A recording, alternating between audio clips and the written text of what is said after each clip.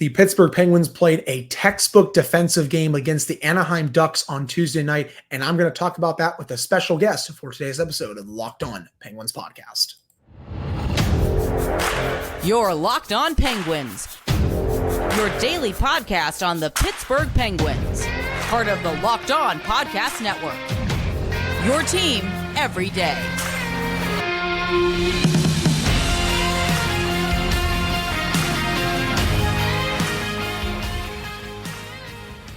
Hello, welcome back to another episode of the Locked On Penguins podcast. I'm one of your hosts, Hunter Hodes. You can follow me on Twitter at Hunter Hodes. Normally, this is the part where I say I'm joined by my co-host, Patrick Damp. You can follow him on Twitter, but Pat is not available for the Wednesday edition. He had a couple things come up for work, which is why I brought on Nick Brlansky of the Tip of the Iceberg podcast to help me out today. Of course, thank you all so much for making this your first listen / watch of the day.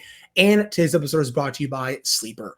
Download the Sleeper app and use promo code LOCKEDONNHL to get up to a $100 match on your first deposit. Terms and conditions apply. See Sleeper's terms of use for details. So, Nick, Penguins 2, Ducks, a nice goose egg as the Penguins played one of their better games of the year on Tuesday night to get to 5-6 overall. Before we get to the defensive effort that we both saw from the Penguins, the big story from this game, the play of Tristan Jarry and Magnus Hellberg. Jarry was electric in this game against the Ducks. Both Pat and I really challenged him to perform well in this game, considering how he played against the Ducks last week, where, I mean, both of our opinions, he was, I think, directly responsible for that loss against the Ducks. But for those entire first two periods, he was very strong. Even though he didn't see a lot of high danger chances, he made some really good saves, especially at the end when Adam Henrique bumped into his head. Hopefully he's not concussed and hopefully everything is okay with him because he had to come out of the game. Looked like he was bleeding at the top of his forehead. Per Taylor Haas, he had to have stitches after the game. But again, hopefully everything is okay with him. Don't even know how he made that save, by the way, at the end there with about a minute and a half left in the second period. But he was great in that game. It looked like he was going to get another shutout on this season. But overall, the play from the Penguins goaltenders is the big story in this one because Hellberg came in the third period and really locked things down, especially in those final 8 to 10 minutes when the Ducks were swarming the Penguins in their own zone. Yeah, I don't know if it's because he's so just massive in the net, but it's just a calming presence to see the fact that he really doesn't have to move all that much to make the save. He just kind of has to be there and be large. And that's a nice, a nice departure from what we saw with Louis Domingue or whoever's been the third goaltender for the Pittsburgh Penguins, where you've seen them go in and it's a little bit of chaos. It's a little bit of out of position and you're trying to make sure that they're in the right place. But Magnus Hellberg, his positioning was on point. From the second he got into the game, he wasn't really tested much at the end of the second period, which was nice. A good job by the Penguins defense, which I'm sure we'll get into. But the third period, I thought his positioning was good, and he made the difficult saves look easy. And that's all you can ask of a goaltender, especially coming in relief and coming in cold like that. He looks every much like a 6'6" goalie would, to be honest. I mean, heck, I'm 6'1", so I feel like I'm pretty tall, but when I see a human like that, I'm like, okay, I got nothing on someone like that. He is just a massive human. The save, especially on Leo Carlsson late in the third period, off that really nice pass by, I believe it was Troy Terry. Carlsson was coming down the left side of the offensive zone. That, I think, was the save of the game from Hellberg to really keep the Penguins to preserve their lead before Sidney Crosby got the empty netter. It's nice sometimes, man, when, hey, your goalies can make saves to preserve leads. And you saw that both from Jarry and Hellberg in this one. It hasn't been the case a lot this season from Jarry. Nedeljkovic, when he's played, I know he's hurt right now, he's been fine, but in terms of Tristan Jarry's case, you haven't really seen him, most of the time I should say, make the saves that you want to see from your number one goalie who's making over $5 million per season. He was doing just that in the first two periods. I thought his positioning was really sound. I thought he was aggressive, and I'll keep saying this on the show. When he is playing aggressive, he's coming out of his net a little bit.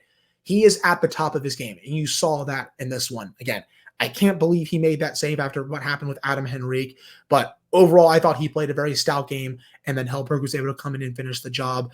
Even though the Penguins were a bit reeling in those final 8 to 10 minutes, it's just nice when your goalies are like, okay, we'll do the job here. You guys, dump the puck to the red line and out like that. That's what you saw those final 8 to 10 minutes. Yeah. And the goalies were able to do the job. And that's, I think, one of my biggest takeaways from this game. Yeah, the goalies allowed the Pittsburgh Penguins to just play road hockey. Dump it deep, make this other team come out and play 200 feet and just try to drain the energy from the crowd. It's exactly what they did. And the thing is, too, the timely save, it's not just in the third period when you have that opportunity for Leo Carlsson. Tristan Jarry in the first period made a really big save. I want to say it was against Mason McTavish, but it was a 1-0. It was a 1-0 game at that point. McTavish gets an open shot, and we saw what happened last Monday. He beat him twice last Monday. So for Jarry to come out on top of that one, it's a timely save. It doesn't have to be that big one in the third period, but that keeps it at 1-0 and allows the Penguins to get back on the right foot after they had slowed down a little bit after that Zohorna goal in the first. Right. And honestly, I didn't really think the Penguins played that good of a first period. I thought they really turned it on in the second period. And we'll get to that in a little bit. But they got the timely saves that they needed to throughout this game, which is something that I don't think we really have said much this season. No. Outside of that, though, before we head to break, the legend of Radim Zohorna, Nick, continues to grow. It is crazy that this guy was left off the opening night roster after what we both saw in training camp in the preseason. Got his third goal of the season on Tuesday night. Was a little bit of a lucky bounce, yes, but I'm not going to apologize about that because the Penguins have been the victims of some pretty unlucky bounces in the back of their net this season, and they haven't really got some of their puck luck of their own so far. But Zohorna, right place, right time, going to the net.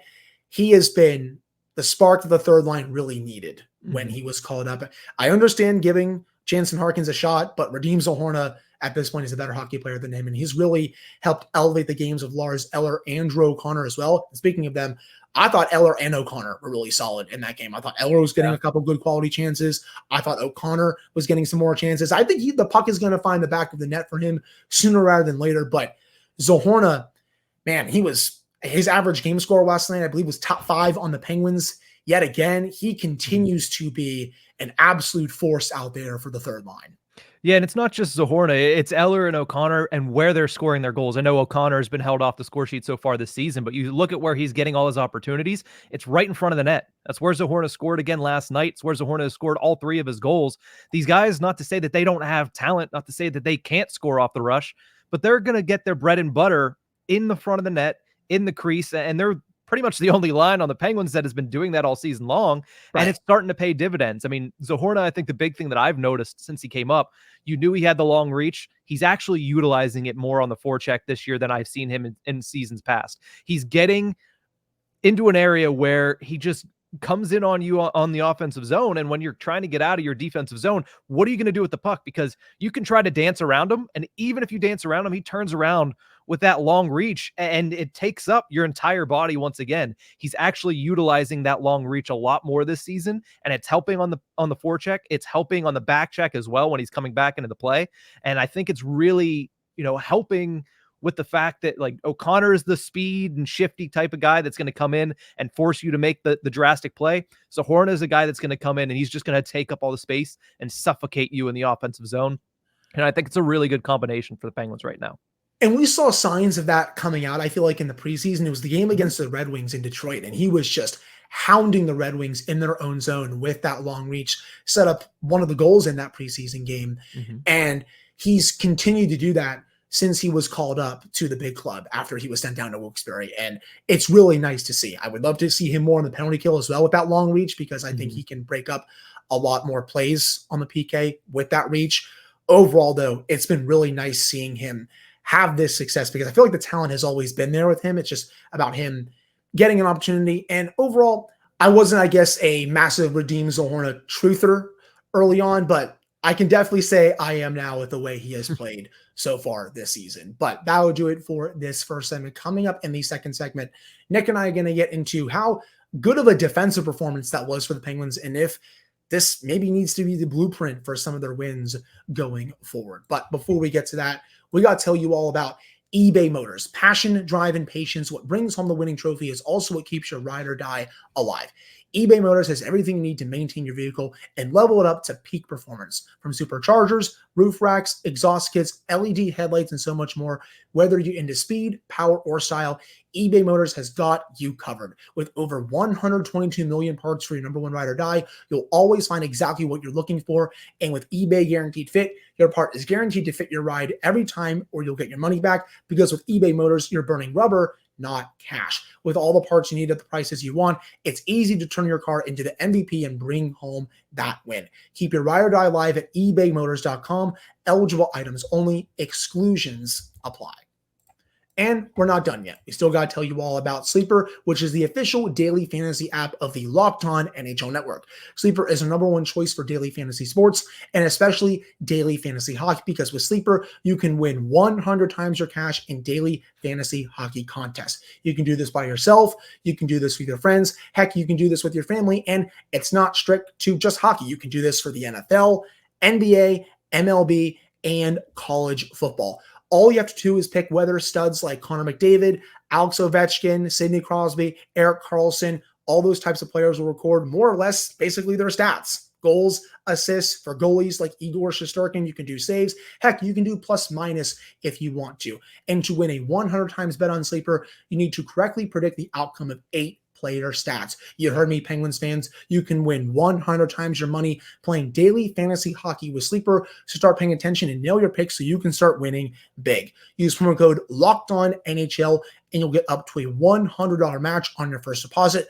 Terms and conditions apply. That's code LOCKEDONNHL. See Sleeper's terms of use for details and locational availability. All right, we're back here on this episode of the Locked On Penguins podcast. I'm Hunter Hodes, joined by my special guest, Nick Brlansky, of one of the hosts of the Tip of the Iceberg podcast, another must-listen for Penguins fans out there. But let's get into the defensive work from the Penguins in this game, Nick. One of their best performances, I thought, of the season. I touched on this when I was watching the game in the second period. They only limited the Ducks to 1 high-danger chance in that period, 2 scoring chances against at 5-on-5. At the end of the game, I believe the number, natural stat trick's not up right now, but I believe when I looked last night, it was only around 5 or 6 high danger chances at 5-on-5. And that goes to show how committed the Penguins were to defending in their own zone. I thought the Penguins did a great job limiting the Ducks to the outside, not giving up those prime scoring areas, and making the job easier on both Tristan Jarry and Magnus Hellberg. Now, is it a little bit boring? Sure, but it got the job done. I'm not saying that the Penguins need to play like the Barry Trotz New York Islanders or the Devils of the years past, but this type of hockey, you've seen it work even before this game. I thought it worked against Colorado when they shut them out 4-0 in Pittsburgh. It worked again here. I kind of want to see this trend continue a little bit to see if they can stack some wins together, because again, no, they're not trapping, but they're still doing the work defensively that you want to see. And they're not giving up all these odd man rushes. This is part of the blueprint that I want to see from the Penguins going forward, with also maybe a little more finishing in the other net. Yeah, and it's all about positioning. And the other word that Mike Sullivan loves to use is responsibility. They played responsible hockey last night against the Anaheim Ducks, and they should have. I mean, that Ducks team has been killing everybody this season. They've been playing and beating really good teams. And how do you slow down a team, especially of some young players? You play that responsible hockey, you frustrate them, and that way that when they do get their chances, they're already frustrated. They feel like that's their only chance they're going to have. They might grip the stick a little bit too tight, and they might miss the net. You saw that a couple times last night. Yeah. The Penguins were doing a really good job of taking away passing lanes, making sure that the shot is funneled directly in towards the goaltender, and there was no rebound opportunities. And that's on the goaltender that did a good job of sucking up those rebound opportunities, whether that was Hellberg or Jarry, and also the defense, and making sure that they could see the puck and they can grab the puck and they can close things down the second that puck gets to them. So I thought they did a really good job last night defensively. And I think that is, like you mentioned, that's the key to success. We talked all offseason long on your show, on our show, on every show about, Kyle Dubas going out when he reinvented the bottom six. He didn't add a bunch of scoring. What did he do? He tried to get a little bit better defense. He got a lot of options for that third pairing. Why? Because he wants better defense from them. Right. He went out and he got Ryan Graves because he needed a better defense than he got from Brian Dumoulin last season from the Penguins.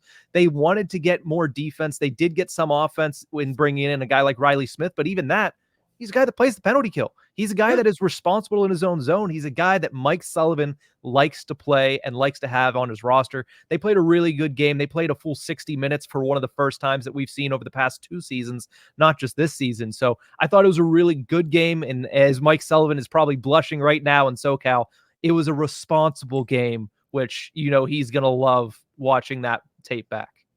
I agree. And it was just the classic low event game. Yep. I feel like, again, you're not trapping, but you're playing a style where It's not, oh, end to end, there's an offensive chance every single shift. The Penguins were not playing like that against the Ducks. And I think they learned their lesson with how they played against the Ducks in that previous matchup. And funny enough, I think the Penguins played well enough to win that game, but they fine-tuned some things for this one and limited the Ducks offensively. I thought every defenseman on this team last night, except for maybe Chad Riedel, had a really good game. Chris Letang, I mean, he wasn't even on the ice for, Nick? Not even a single high-danger chance in this game, which is crazy. Him with Ryan Graves last night, really strong game for the top pairing. I've been a little more critical of Graves a bit as of late. I don't think he's playing up to the contract that he signed during the offseason, but I thought overall his defensive work in this game was really solid. He was getting his stick in shooting lanes, getting the puck from any Ducks player that came into the zone. Letang was doing the same thing. I thought the Carlson pairing with Pettersson was very good. Ryan Shea is slowly developing into a steady bottom pairing defenseman. He had a bit of a rough debut a couple weeks ago, Nick, but I think since then he's definitely gotten a bit better. The weak link, I think, on the defense right now is Chad Riedel. I understand to a degree why P.O. Joseph came out of the lineup after maybe struggling a little bit in that last game against the Sharks. I mean, eye test-wise, I thought he was fine, but I think the bottom pairing, that's what it should be right now, is P.O. Joseph and Ryan Shea. That's just my opinion, though. But overall, I really liked the play from the defenseman last night. And it's always fun when you're seeing Erik Karlsson out there on a 6-on-5. Normally you wouldn't see that, but they're trusting him enough in those situations to get the job done, and he did just that. But overall, just a really strong night from the defenseman as a whole. Yeah, I haven't watched a lot of Erik Karlsson over the past couple of seasons. Obviously watched him a lot in Ottawa because he was on the East Coast, but something I've noticed is they're really trusting him with his closing speed, because he is one of the fastest and one of the shiftiest skaters that there is on the blue line and across the entire NHL. So what they're telling him to do is, the second that player crosses the blue line, just attack him. Attack him, take away the space, suffocate him, like I said about Radim Zohorna in the forechecking zone, but just attack him and make sure that he knows that, hey, you're going to be on him in 2 seconds. He needs to make a decision. And more often than not, especially against a young team like the Ducks, they make the wrong decision, or they make a decision that doesn't go quite according to plan, and you get them off schedule in the offensive zone. And then there's a guy like Ryan Graves that, you've been critical of him, which is fair. I think that he was not at a level that we expected him to be at when he came into the season. I think he's slowly started to raise the level of his play as long as he's been getting more chemistry with Chris Letang. But even offensively, he had at one point, I don't know what he finished with, but at one point he had 5 shots on goal last night for the Pittsburgh Penguins. It's not like the Penguins had 50 shots. They've done that a couple, or not 50, but they've done a couple 40-shot games this season. It's not like they were doing that again last night, but he had 5 shots on goal. The only problem is, every time he gets a shot on goal, when it's not blocked by the shin pads of the person right in front of him, every time he gets a shot on goal, there's nobody in front of the net. Right. If you had any traffic in front of the net, Ryan Graves might have a goal or two this season. So it's a game in Graves that has been progressing over the first 10 games, and it's getting to a point where the ceiling is so much higher, but you still see games like last night where Graves was great and Letang was great. And like you mentioned, that pairing didn't give up, at least Chris Letang, in 22 and a half minutes, which was by far the game high at 5-on-5 alone. Didn't give up a single high danger chance. And then Letang went out and, led all Penguin skaters with 2.5 minutes of the penalty kill time, which is ridiculous as well. But I mean, just a solid performance all around. And like you mentioned with Ruhwedel, it's interesting because I think Ruhwedel gets a lot of flack unnecessarily, because a lot of the plays he makes, nobody's going to notice. Like, I have a hard time noticing a lot of the good plays he makes because it's so subtle and it's such small things that just continue to get the pace of play going. But I think that it's going to be interesting once Ludvig comes back, what that share looks like. Because I do think the Penguins had a real reason to have John Ludvig in there in the game that he played. And I want to see more of that. And then there's also Mark Pysyk, who's in the minors right now. He signed a minor league deal with the Wilkes-Barre Scranton Penguins. What does he look like once he comes back from injury? And do the Penguins try to go back to that well? Because they were high on him at the start of training camp. I think there's options. So if Ruhwedel continues to struggle, the good thing is they actually have somewhere to go this year. Whereas in seasons past, the answer was, well, you have maybe Mark Friedman. And that's a similar level to Chad Ruhwedel at that point. Right. I think my biggest question for the bottom pairing is what does this mean for P.O. Joseph? Because he's not really beating out some of these players on a nightly basis. Ryan Shea, who before this season never played in the NHL, Chad Riedel. I just don't know what the future is. I mean, we saw Mike Sullivan really talk him up during training camp in the preseason, saying like, oh, this year he's leaps and bounds from where he was last year, but then he's struggling to stay in the lineup right now. And I understand maybe he hasn't been as good as, me or other people had hoped, but you'd figure that he would be one of the better options compared to some of these other guys. So that's going to be something to monitor. In terms of your point on Graves, it's funny. When I dove into his film over the summer, I saw a defenseman who was shot happy, but over the first few games before these last couple, I didn't really see it that much. But now he started to really fire the puck a lot more to the net when his shots aren't blocked, which I feel like a lot of them have been this season. He does have a good ability to get them to the net. But as you said, there's got to be people there crashing the net so that maybe Graves can get a nice lucky bounce because he hasn't scored yet this season. But overall, I agree with you on that. But I think that will do it for this second segment. Coming up to end the show, was this the get-back game for the Penguins, or is that going to be on Thursday night against a really good Los Angeles Kings team? Nick and I are going to get into that. But before we touch on that, we got to tell you all about FanDuel. Score early this NFL season with FanDuel, America's #1 sportsbook. Right now, new customers get $150 in bonus bets with any winning $5 moneyline bet. That's $150 if your team wins. If you've been thinking about joining FanDuel, there's no better time to get in on the action than right now. The app is so easy to use. There's a wide range of betting options, including spreads, player props, over-unders, and so much more. Heck, I'm glad I got the Frank Vatrano anytime goal scorer prop wrong last night because I sure thought he was going to score again against the Penguins, considering how often he scores, but thankfully he did not, and the Ducks were shut out. But overall, you can visit FanDuel.com/lockedon and kick off the NFL season. That's FanDuel, the official betting partner of the NFL and Locked On. All right, we're back here on this episode of the Locked On Penguins podcast. I'm Hunter Hodes, joined by special guest Nick Brlansky. Of course, thank you all so much for making this your first listen/watch of the day. So, Nick, going into this game, Pat and I kind of had this discussion where this should be the one that the Penguins really show up for, considering how the Ducks walked into PPG Paints Arena last week and kind of embarrassed them, especially late in the third period. Well, I thought in a way this kind of was the get-back game for the Penguins. They took this game super seriously. They played really well, especially defensively. They were able to get a bottom six goal. Sidney Crosby was able to ice it. They got strong goaltending. Special teams, for the most part, were really good. It was an all-around strong 60 minutes from the Penguins. And overall, this is now a successful road trip no matter what happens in Los Angeles. I know the Penguins obviously want to sweep this road trip to get back to 500, but I do think in a sense that this was a get-back game because you played a team that had won 6 in a row. They just beat the Vegas Golden Knights the other night, one of the best teams in the league, if not the best team in the league. They had beaten the Boston Bruins earlier this season. Of course, they just beat the Penguins. This is a Ducks team that has surprised some people, myself included, and the Penguins went into their building and really shut them down. So I do think in a sense that this was the get-back game, but I still want to see them build off this heading into Thursday night's game against the Kings because they're still behind the 8 ball. They're last in the Metropolitan Division right now. You got to keep digging your way out of this, but I really liked overall what I saw in this game.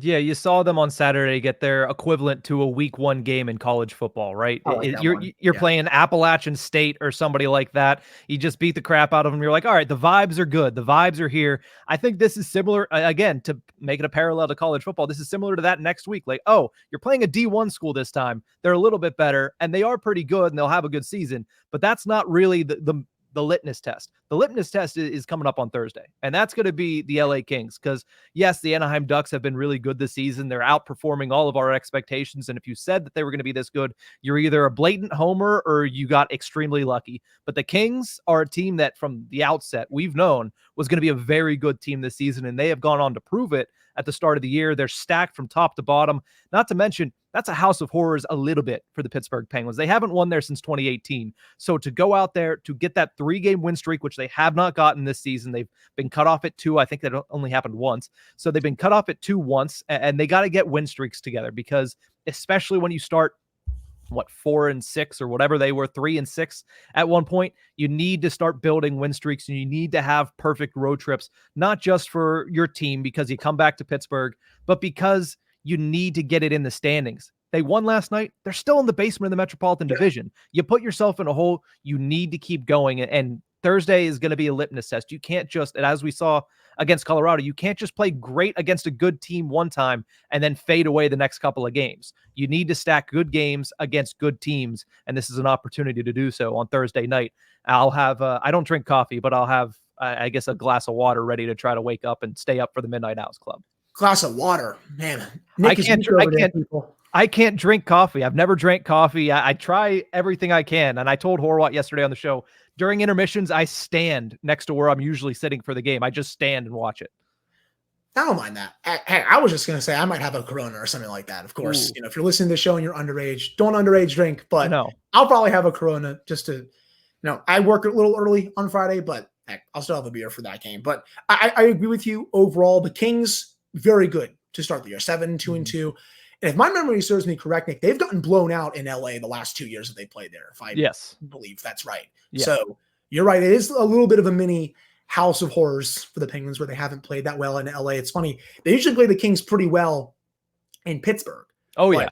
It's just not the same out in LA. And of course, that Kings team is very good. Pat and I are going to preview that game for the Thursday edition of the show. But also that game is super important because if you can win that game, it may set them up for more success this month, considering how tough the schedule gets. You have Buffalo coming to town this weekend. They're starting to turn things around. You have the Devils next week on the 16th. They've been really hot to start the year. Carolina right after. You have Vegas on the 19th. The Rangers right before Thanksgiving. You have the Sabres and the Maple Leafs on a back-to-back. The Lightning. This is a really tough stretch for the Penguins, and they just need to keep digging themselves out of this to get back into the hunt for a playoff spot. Again, I feel like in the sense that this was sort of a get-back game, but if you can bring the same performance on Thursday against the Kings, a lot more people are going to be happy because that's an even better team than the Ducks team that they just faced. Yeah, and you look at what their schedules looked like through the first half of the season, or not first half of the season, trying to fast forward, I guess, here a little bit. No, the first 10 or 11 games of the season, which is where we're actually at on the schedule, they've played a lot of pretty good teams, but most of those good teams are all Western Conference opponents. You have not played the best of the East, and the Eastern Conference, in my opinion, is the superior conference when it comes to depth and talent. When it comes to the 7th and 8th and 9th teams, there's a lot more talent, in my opinion. So you're going to play a lot of those teams, like you mentioned, coming up. That's really where things start to pick up because, you play Colorado. You play Dallas, and the intensity is there. It's a good team on the other end.